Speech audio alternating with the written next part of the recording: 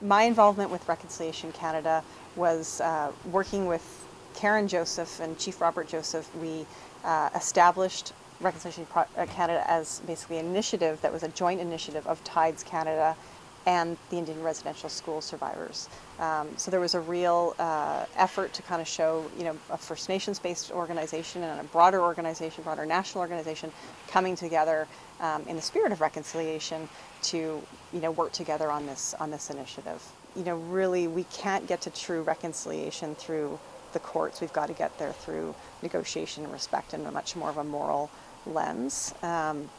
And a much more pragmatic lens too, in terms of thinking about, Aboriginal youth are the fastest growing population in the country, and we can't be successful as a country if there's a segment of our population that's left behind, and they will always be left behind until we sort of recognize this cycle that has happened in terms of why many of those communities suffer from poverty and all the things that people associate with many First Nations communities.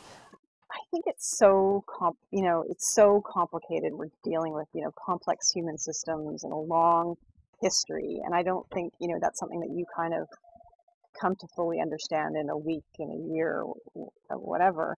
I think it's more of a lifetime journey. I think the resource sector is absolutely critical to this conversation, and really, if they're willing to engage and move along this path in reconciliation and with respect and honesty and transparency, I think that's absolutely critical, because there's no point in speaking to the choir. We need to engage the broader Canadian society so we can actually affect change over time in how we live as a society.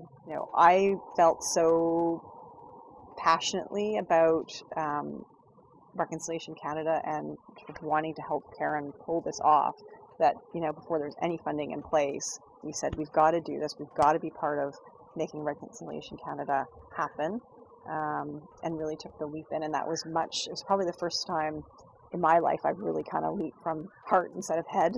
I have